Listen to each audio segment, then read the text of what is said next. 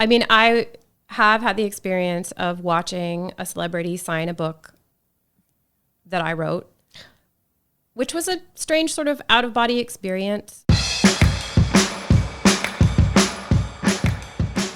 And a 1 and a 2 and a 1, 2, 3, and welcome to We Can't Print This. It's a podcast telling the story you don't know behind the story you do. My name is Eden Dawn. And my name is Fiona McCann. Each week we interview a writer of some kind about the stories behind their stories. And if you like our podcast, do us a favor and just send it to a friend that you think would like it. That's very helpful to a small podcast. And you can support us on Patreon if you want for as little as $5 a month at patreon.com/We Can't Print This. Yes, and don't send it to a friend who you think won't like it. No, don't do that. That's a terrible idea. Also, get a new friend. Well, this week we talked to Emily Chenoweth, who is the author of the acclaimed novel Hello, Goodbye. And also, interestingly, she's a ghostwriter of numerous best-selling novels, and we can't even tell you which ones, and has co-written over a dozen books with James Patterson. You might have heard of him, Eden. I definitely have. She's also the co-author of the Claude Evil Alien Cat middle grade series with Johnny Marciano, and was once the fiction editor at Publishers Weekly. One of the things I found the most fascinating that Emily talks to us about this week is the freedom that comes with being able to write without your name/ego attached to a thing. Eek. We're not used to that, Eden. No, we're not used to it. There was one time I did that where I was hired by a big national city guide brand to write under their very prescriptive, somewhat dry style and write their shopping guide. And as you know, as a beat reporter, most of my career here has been very much developing relationships with people, making sure what I write, I stand behind. Super embedded in the community. Super embedded in the community. That's what being a beat reporter is. It has to be. And then to have this one time where I was just like anonymous and just wrote the thing and didn't worry about it. And like the Bridgerton lady. The poison pen. A little bit, but it wasn't poison. It was still nice, but I've only had that one experience and it was quite free. Now, my ego probably prevents me from writing that way all of the time, but I do think it was interesting. Did it change your writing, do you think? Well, like I said, I feel like they are more boring than I am. Yeah, So- once the Eden Dawn name is on it, it's got to have pizzazz. It's got to have pizzazz, shenanigans, rascals, all of it. But this one was just dry and straightforward. And that's a good writing exercise. But what about you? Because you write so many reviews for people, which I feel like is kind of the opposite in a way. Opposite. It's my name is on something that feels like there's an incredible responsibility attached. So it's definitely feels like the opposite of freedom in the sense that I really feel very accountable for what I write. I mean, I've done reviews of books, movies, albums, podcasts, not just to whoever the creator is. And that's a big deal because they're going to be combing every sentence. I mean, Yeah, true. Probably, I hope, but also to the reader. There's a responsibility there For sure. too. And it's something I feel like you have to weigh a lot. And I'm very, very conscious of that and sort of the ethical impetus behind what I write and how it's a lot to weigh. It is the opposite of freedom, for sure. What about, would you ever be a ghostwriter? Ooh, would I be a ghostwriter? In some ways, I see the draw of the freedom that you just mentioned, right? You don't have your name on it. You can write whatever you want. You don't have to pretend to be one thing and another. You don't want to have to double down on being Miss Fun personality. You don't have to worry about a brand, being within, the McCann style. Yeah, or intellectual or this or that. You can just do whatever you want, which sounds incredibly freeing. But also kind of difficult because I want control. Yeah. I like to have control over what I write, and what if my employer has opinions about it or wants to change something that I don't agree with? That would be difficult for me. Yeah. Although you're used to it to an extent with editing, but not when that person is has the ultimate say, and then you do all this work and you don't even get your name on it. That's true. You can always fight back with an editor, but perhaps you can't with a client in the same way. No, I mean, it would be a strange strange circumstance. I suppose in a way it'd be an amazing writing exercise, and I do see the freedom in it, but also, holy moly, it's an awful lot of work for no credit. I know. Yeah, I'm not sure. Maybe I'd be awful at it. Maybe I'd be good. Maybe this is our opportunity to combine our skills, start our own poison pen name, and just do a line of romance novels. Yes, Eden Dawn McCann. Oh no, pen name. That's a terrible pen name. I think that'd be kind of obvious, actually. All right, we'll work on that. In the meantime, on to Emily. On to Emily. Don't you love Betsy and Aya? You know I do. And in fact, anyone who knows me knows that I spend 99.999% of my life in their earrings and have not one, not two, but 3 of their signature bridge-inspired cuffs.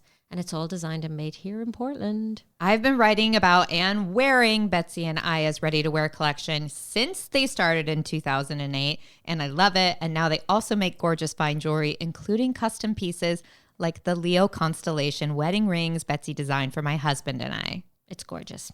And now you can support both our podcast and this rad family business by shopping with them through our special fancy link, betsyandaya.com/we can print this. Use that special URL to automatically get 11% off your order of ready to wear, but do not sleep on that fine jewelry either, because it is good.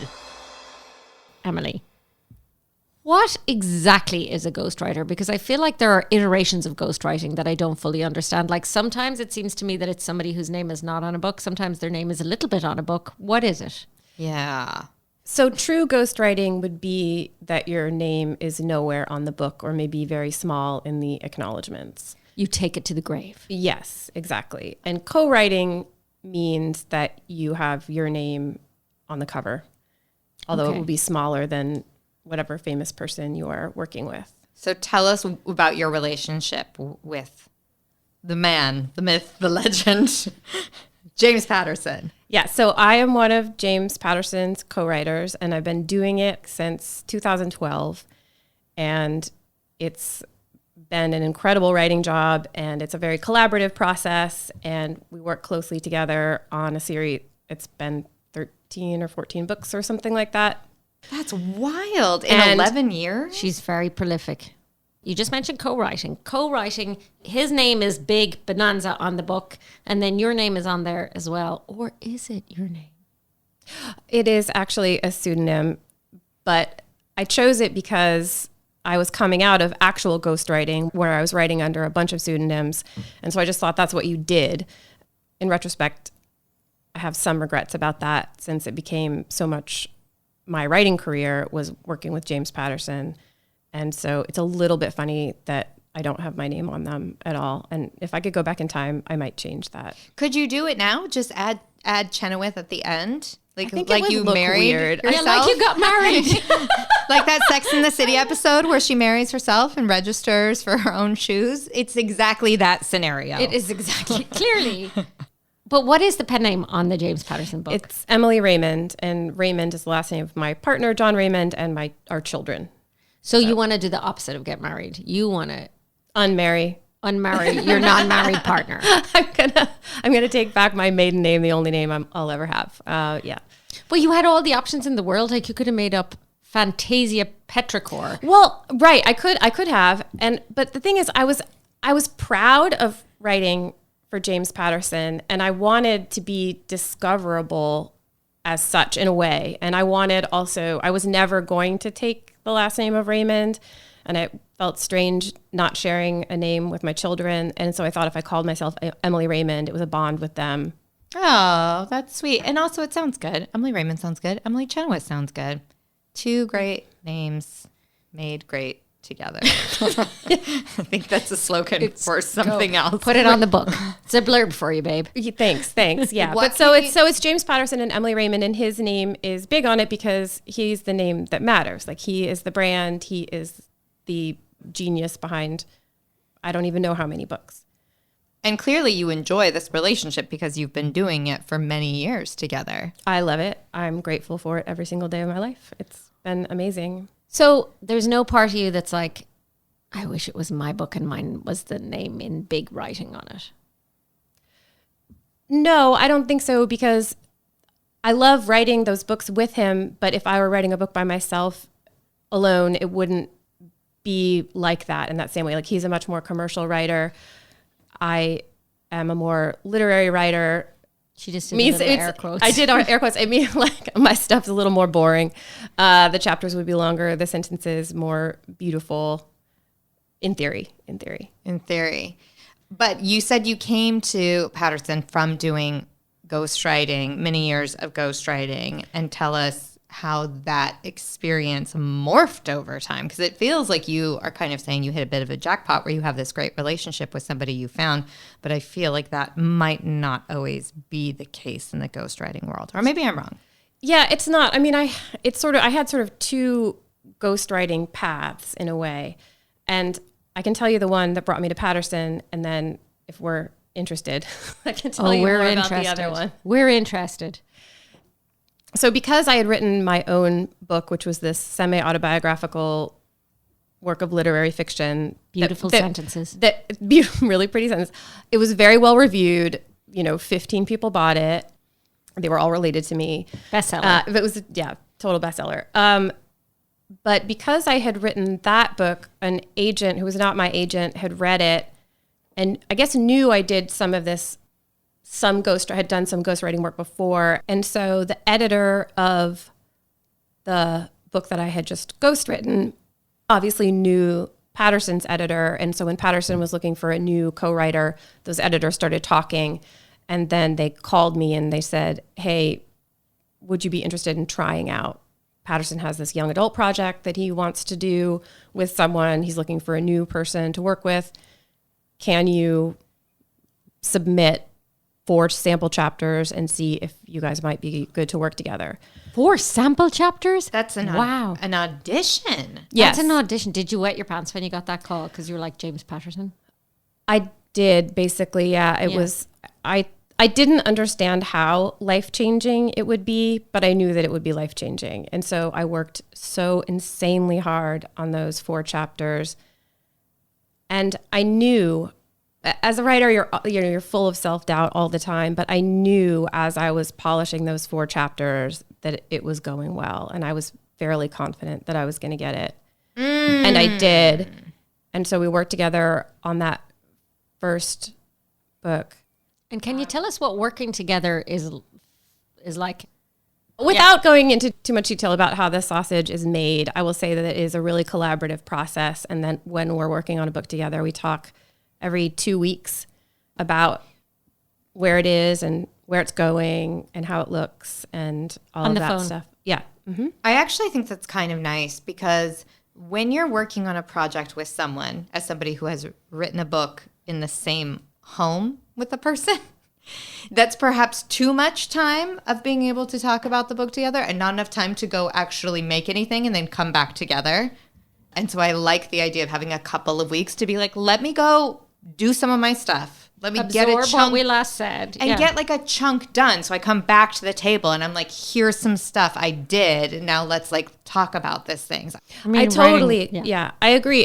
But the reason it started that way is because I was also, via my other channel of ghostwriting, I was ghostwriting a series of books for a celebrity who's different than the personality. I know it's confusing because I can't say any names, but I was already under contract to be ghostwriting this other novel when I got the Patterson gig.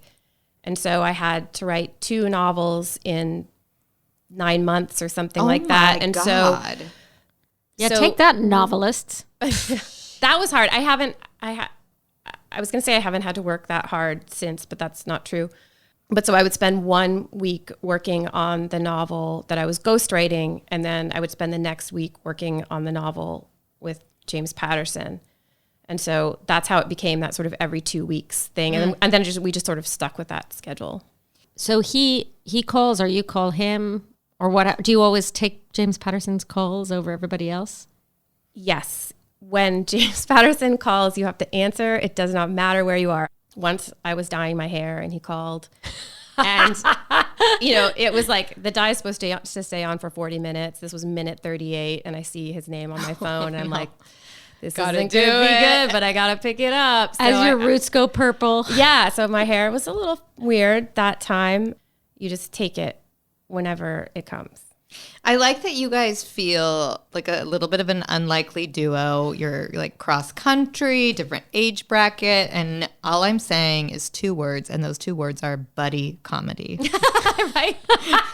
Well, I mean, it's funny. Now maybe we could. I mean, I have such affection for him. I really, really do love the man, although, our relationship is just professional. I mean, we chat, but I mean, it took a long time to come to that place. I was terrified of him for the first, 8 years of working with him. He's a big deal. I mean, that's the thing. He's a really, really big deal. And it's a good job. And like, it's hard to find really good jobs as a writer. And this is a good job. It's the best job. I mean, it's amazing. So, yeah, you never want to screw it up. Well, now that you have swum in the good fortunes and we've heard about this, please let's talk about slumming it. Tell us some stories, because I feel as if it could not have been this perfect all of this time. What about the celebrities you co-wrote for? How does that feel? That was actually a really pleasant process, and that was more pure ghostwriting, so it wasn't like that collaborative. And so I can't say that was. How many, like, is that where they basically say, I want to write a book about this, and then you go off and you go, here's the book, and they go, great. Is it that? Yes, it is basically like that. And then I hire you? Yeah. It's really it. They don't have anything to do with, so, because they'll read it, they'll comment on it. Great, they'll read it. I'm sure there are plenty of baseball players who never read their memoirs, or whatever. Not to diss on baseball players, but yeah, there are many people who haven't. Writing is hard. Why would you ever do it if you could pay someone else to do it for you? Prince Harry recently hired a ghostwriter. And we know it wasn't who's you. not very ghosty, because he's written a whole article in the New Yorker about it. Right, exactly. And Harry had wanted him to put his name on the cover, and he hadn't. I'm not really sure why he didn't. But he had also written Agassi's book, and he wasn't on the cover for that. And I'm not sure how that came out. Like, was that supposed to be a secret that he had worked with? I don't know. I don't know. It's very hard to follow the intricacies of the publishing world. I don't know, but that New Yorker article was interesting because Moringer is talking about sitting around with a table full of like other ghostwriters, and he just calls them ghosts. And he's like, so yeah, us and the ghosts, we're just telling trading horror stories about ghostwriting. And I was sort of jealous. I mean, I'm glad I don't have any horror stories, but at least in my experience of the ghostwriting world is that you don't speak to your colleagues. You don't know that you have colleagues, because like it's super secretive. I think perhaps because the ghostwriting work I've done has been novels. And so they really can just give you an idea, they being the publisher or maybe the celebrity, can give you an idea, or they can give you an outline, but it's basically like, go off and do your thing. Whereas if it were a memoir, have to be so much conversation, so interviewing, talking to other people. So like with that, it's much harder to keep that kind of a thing secret, right? Like novel, I could go into my cave and emerge and hand X celebrity their novel, and if it wasn't a terrible novel, they'd be like, fine, because I'm not getting the facts wrong. There's no facts to get wrong. Right. Here's where I feel like I would have a problem with that personally is, well, one, I'm a Leo who demands attention. So I would be okay with it in theory. I mean, I've written plenty of copywriting for agencies or whatever where you get no attaboys for, you just do the job. That's fine. It's when if I saw a celebrity that I had written a book for where they had done nothing, doing like a press interview about it, that's where I feel like I might start to have an emotional meltdown. Yes. I mean, I have had the experience of watching a celebrity sign a book that I wrote, which was a strange sort of out-of-body experience. I didn't mind it. No, I didn't. Him? I didn't mind it precisely, but there was this awkward moment where my mortgage broker was in the line, and he's sort of like, "What are you doing, lurking back behind the signing table?" There was no world in which I could explain to him what I was doing there. Right. I just love this celebrity because the NDAs are on pretty strict lockdown. Yeah. Even though everybody knows it, right? Like, I'm fairly certain that when I read the excerpt from Snooki from Jersey Shore's book, that she likely did not write it. I feel I don't know. Do love Snooki. Yeah, I do. Shout out for Snooki. Shout out for Snooki. Yeah, I mean, I do think, there are a million a million books by celebrities, and probably 99% of them are in fact ghostwritten. But no, my particular celebrity, I did not resent that experience at all, because I had been what I felt like, reasonably well compensated. It had been a pretty fun process. I was working not with a celebrity, but with an editor who I really liked. And so that was fun. There was another book for someone that I ghost wrote, and it wasn't a celebrity. And the person did a lot of press for that and talked about her writing process. And people are unbelievable. I had done a lot of talking with her. Like we had worked on it together. But if you're talking about who was writing the sentences, it was emphatically me. And so to see in print, this is how I did the thing. Wow, people are cheeky. Yeah, I just felt like, well, okay, that's like taking it to Too a whole far. other level. Like you can't I don't mind someone just like silently signing a book I wrote. Like who cares? Like great. The reason people are buying this book is not because I wrote it. They're they're buying it because they want a book, that this celebrity That does created. seem part of the So big that's fine. machine. Yeah, that's fine. But it was this person actually speaking about her writing process. And I was like, you don't know what the writing process is. I love that. This sentence, which I crafted so carefully, it came to me. I was in the garden. Oh my God. People are unbelievable. I wonder, do they start to believe they've written the book themselves? Maybe they do. Delusion's a hell of a drug. I think you do start to believe it. I mean, because we'd done so much talking together and so much back and forth, like there had been a lot of involvement. Like I can see how They think you you're start just the to typist. yeah, exactly. Right. I just took her dictation, which is not true, but maybe she really did believe it. But that one, that stung a little in a way that nothing else has stung. Yeah. Yeah. I can see that. I can see that too. Have you had a project that was going south enough that you had to walk away from? Yes. Of course you have. Tell us more, Emily. Sometimes publishers want to come up with a book concept so they can own the intellectual property. And this is something that book packagers used to do. Folks like Alloy Entertainment. You want me to clarify? I want to know what a book packager is, Okay. because I want to be approached by a book packager. Hey, book packagers, I'm right here. We also want to educate and delight. Right. So So say it in a delightful but educational way. I will do my best. Yeah.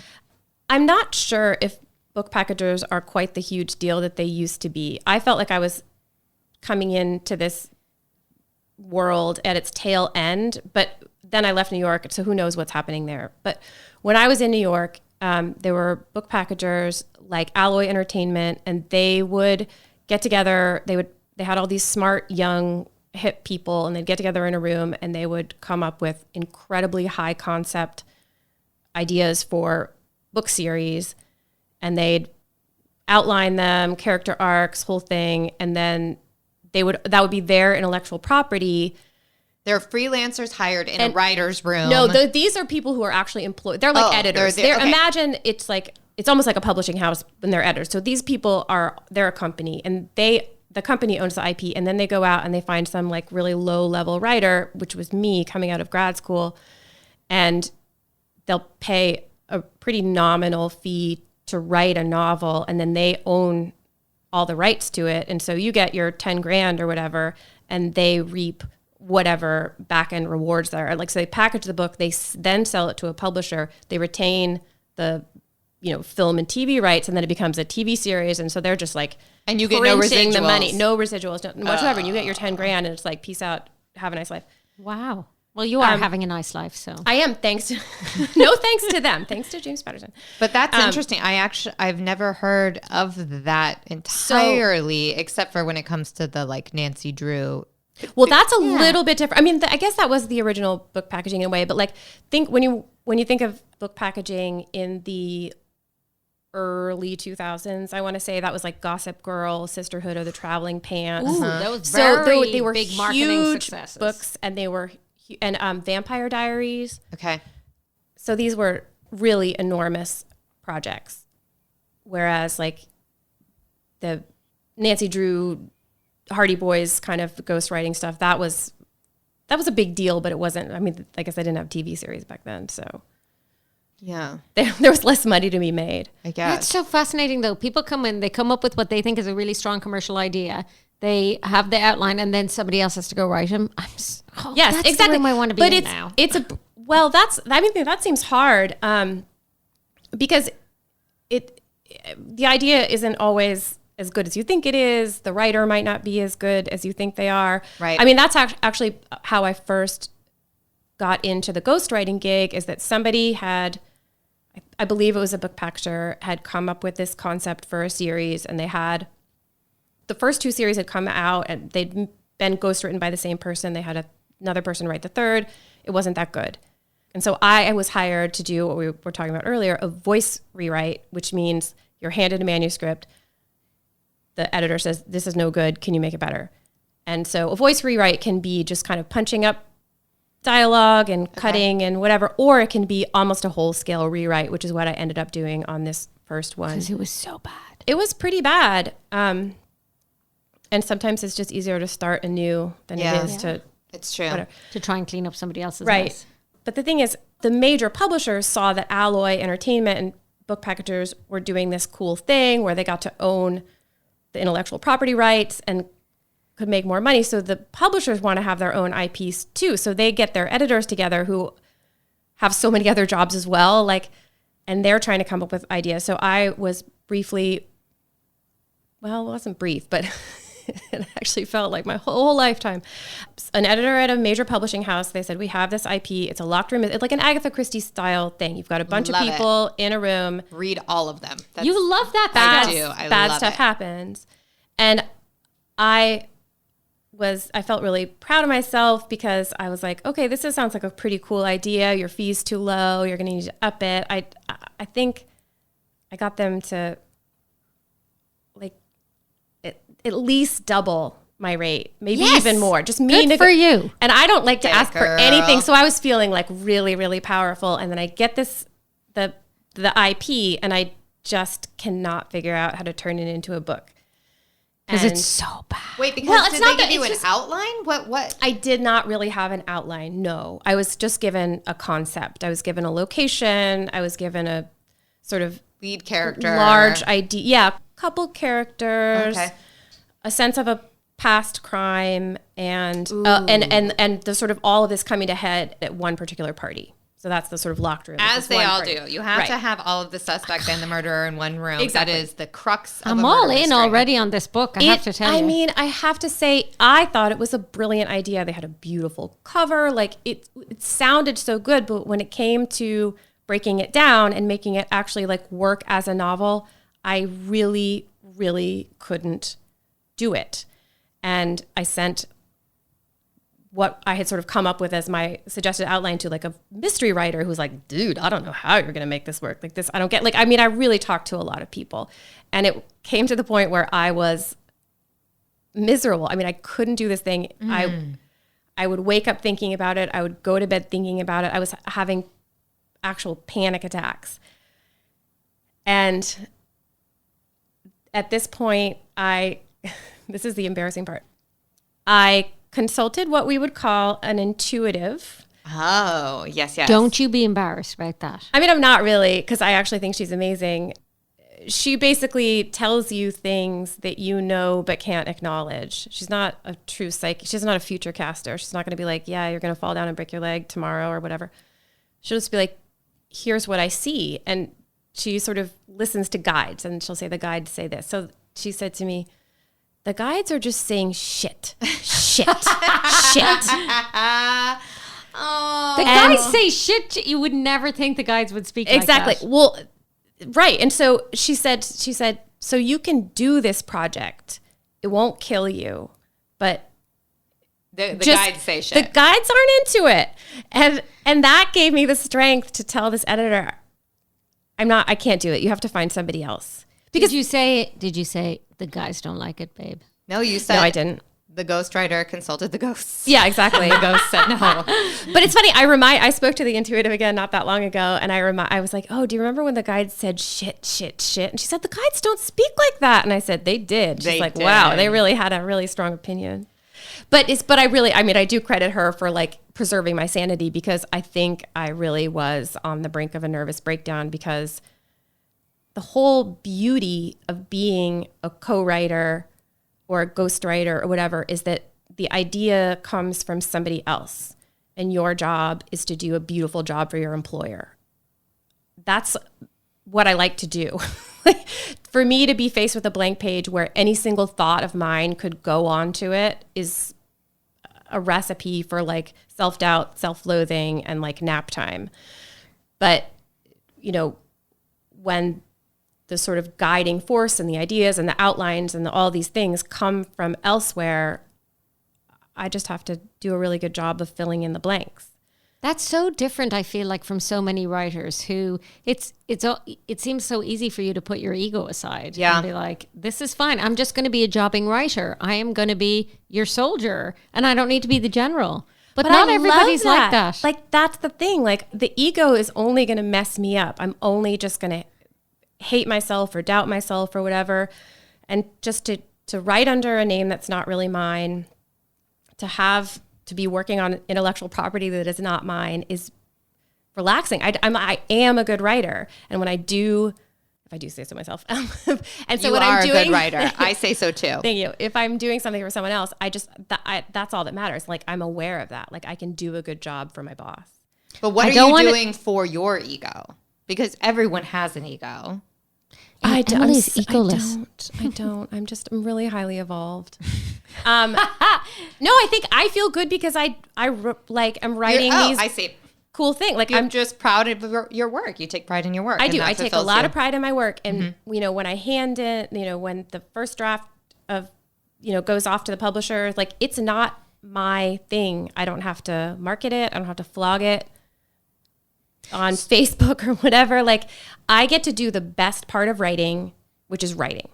Yeah. I don't have to ever worry about anything else. Like, Or being asked to be on a podcast or something. well, as you can tell, these things aren't that fun for me.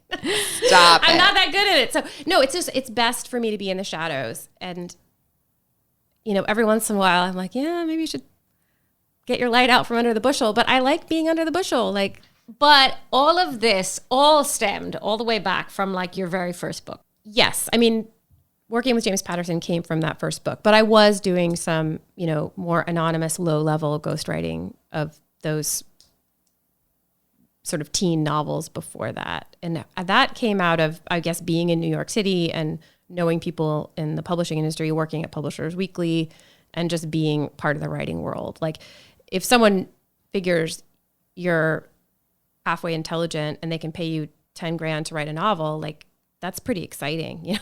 Yeah, for them. For them. For them. And yes, it is pretty exciting for you when you're at that age too. Like, it's kind of, it feels very exciting. I mean, 10 grand, which is obviously nothing, but at the same time, it feels like somebody's going to be paying me 10 grand to write a novel. I'd be all in. Yeah, I remember getting paid $15,000 to write a novel based on a screenplay, and that felt like a really big deal because I had so much to work with as well. Yes. You know, I used to read those when I was young all the time. Like the book Hook, based on, remember, with Robin Williams? Oh, and, God, yeah. sure. Yeah. Oh, Anyways, like, I read the yeah. book version, but I feel like I often read the book version of the movie. I think that comes back to a thing we talk about on the show a lot, which is trying to find a community of writers and just being around, because that does happen. But the fact that you are operating in those worlds and getting to meet people and those opportunities arise. But I am curious if you have, as it's something we know nothing about, any advice for people who might be pursuing that world of ghostwriting. And if you don't, that's fine, based on the face you just gave me. Well, I mean, the thing is, I had already produced, my main career came out of like actually publishing a novel. So I think it's a matter of producing the stuff and if people will find you. But I don't know if book packagers are operating in the way that they used to, just coming up with stuff and snapping up recent MFA grads in the way that they were.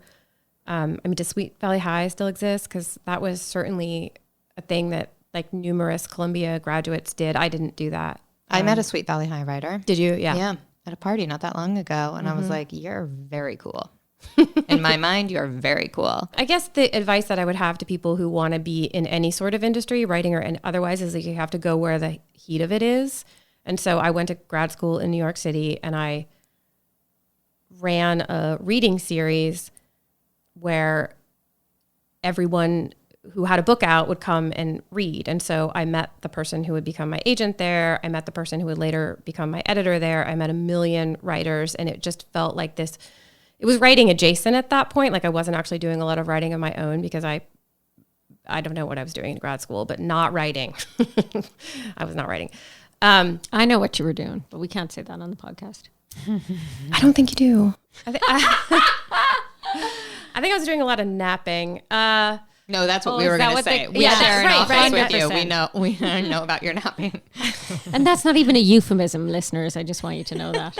I am just a person who likes to sleep. Yeah. So what happened was, through just being in New York and being involved in the publishing industry, someone had asked me to write an essay about breaking up with my best friend. There was the time of the book packagers. There was also the time of anthologies. Like there were all kinds of anthologies of a bunch of different writers writing about one topic, like The Bitch in the House and The Bastard on the Couch were companion sort of husband-wife things.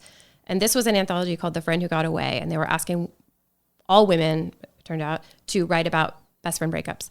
And so I wrote about breaking up with my best friend in college, and she wrote about me. And we were sort of turned out to be the sort of centerpiece of this anthology.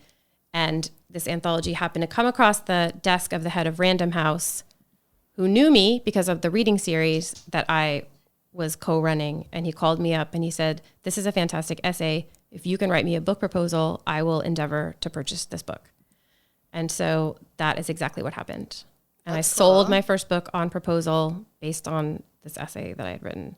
And I don't think that happens anymore. I don't think an unknown writer can sell a book, sell a literary novel on proposal. And you know, that I'm not saying that worked out really well for Random House, but it was good for me. Yay. It does seem unlikely. A thing you do that I really like, which I think is great for writers who are not maybe living in a big city hub, or maybe even aren't particularly looking for it to be full career, but they want to be involved in writing, is Emily puts out these lovely writing prompts through your Substack. That's huge. And I think it's such a small but nice way to participate in community, because it's like, here, you want to write? It's hard to come up with things to write with, and just do it. Sometimes I have even done like a literary journal will have like a prompt for like, you can submit your essays here, and I will just try to write the essay and without not submitting it. Nice. Just because I'm like, oh, okay, yes, good. Oh, that's an idea. Write about that thing. It's the thought exercise that makes me feel alive. Yeah. I mean, it does stretch you as a writer too. I feel like your prompts make me do something I wouldn't necessarily do.